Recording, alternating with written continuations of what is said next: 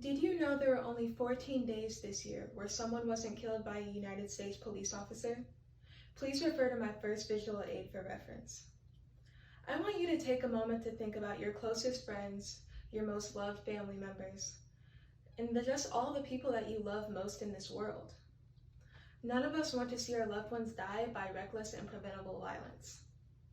Unfortunately, as Black Americans, my loved ones are 3 times more likely to die at the hands of police, according to mappingpoliceviolence.org.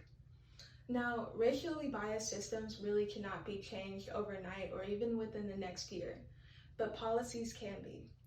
And I want to take this moment to tell you about the 8 Can't Wait campaign, which is a list of 8 policies that, when combined, could reduce police violence by up to 72%. Now, if all departments would adopt this reform, it would 1. Reduce the occurrence of preventable deaths, 2. Hold cops to a higher accountability for police misconduct, and 3. It would raise the standards for who is actually allowed behind the badge. To start, 8 Can't Wait would significantly reduce the amount of people who die at the hands of police.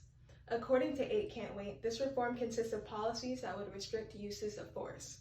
So it includes banning chokeholds, requiring de-escalation, requiring warning before shooting, and requiring cops to report all uses of force. It would also ban officers from shooting at moving vehicles, and yes, we do need this policy.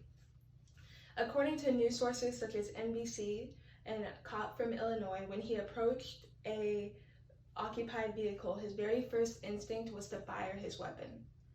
Think about that. Instead of thinking about how he could exhaust all other options, exhaust all other alternatives, his very first instinct was to fire his weapon. As a result, he killed a 19-year-old boy and he wounded a young woman.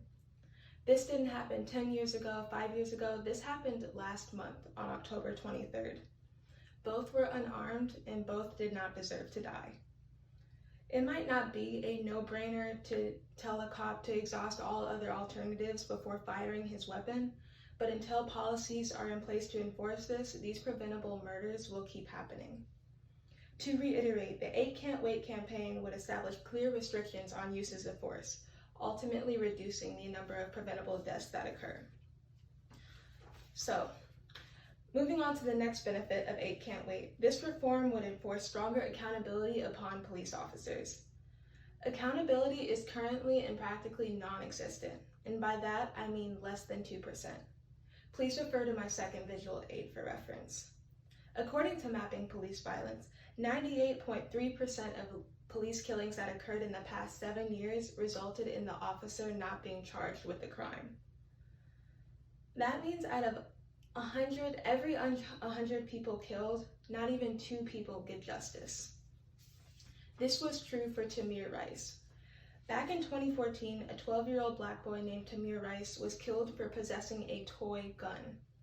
It is now 2020, and according to HuffPost, the Department of Justice has effectively ended investigation, and they did not tell the family. The officer who killed the 12-year-old boy was never indicted. Think about it. Tamir Rice would have been our age. He would have been in college like the rest of us. His mother lives every day knowing that her son's murderer walks free. The 8 Can't Wait reform would ensure accountability is placed where it's due. Acts of violence would become violations of policy, forcing cops to either abide by the policy or face the consequences they deserve. In summary, policies need to be enforced to hold cops accountable for police misconduct. Finally, universally implementing the 8 Can't Wait campaign would raise the standards for who is allowed behind the badge. As said by Princey A., an American motivational speaker, there is no place for bad apples in a job that's life or death. Let me reiterate that. There's no place for them. Just as you would not tolerate a few bad surgeons or a few bad pilots, we can't even tolerate a few bad cops. These policies would ensure that we only select the best of the best because it would change the way that training occurs and the way that selection occurs. Training would include making cops more racially conscious, more conscious of their racial bias. It would force them to be more empathetic on the job.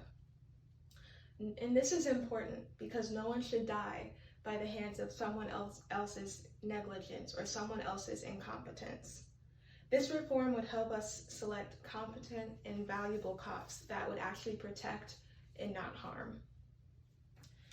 In summary, the 8 Can't Wait would be another step in ensuring that competent and qualified police officers are in the job of law enforcement, which is very much a career of life or death. In conclusion, everyone should stand behind 8 Can't Wait. If all police departments adopted this reform, it would reduce the amount of preventable deaths, hold cops to a higher accountability, and raise the standards for who is allowed behind our badge, who is allowed to protect us. These unified policies alone could reduce police violence by 72%. By encouraging your local police department to adopt the 8 Can't Wait reform, you are literally saving lives. Think if this happened to your brother, your sister, your mother, or your father. Think about if it happened to you. As a Black woman, I should not be 3 times more likely to die in a police interaction. Silence is a luxury. When this era of civil rights goes into the history books and your kids ask what you did, what will you say to them, and who will you be?